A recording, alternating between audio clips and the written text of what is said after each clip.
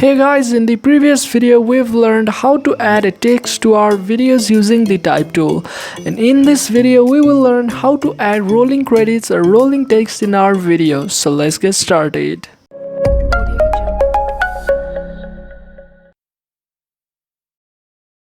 As you guys can see, I've imported one video clip in the timeline and now I want to add in credits in my video. So if you look into the top of our Premiere Pro, you can see these workspaces. And if these options are not showing on your Premiere Pro, then you can click on this window and here are your workspaces and click on graphics. So now you can see that lots of presets are already given to you, but we will use this type tool and click once in the program window and type or paste your text inside the given box.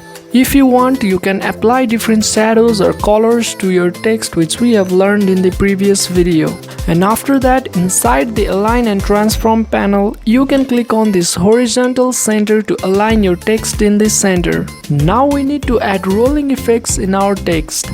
For that, we can click on this blank space below the text layer, and then you need to click on this roll checkbox to apply rolling effects. After clicking on that box, we will get more other options to go with.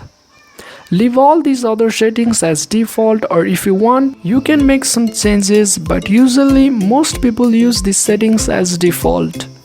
After applying all these settings, now our end credits or rolling text should look like this.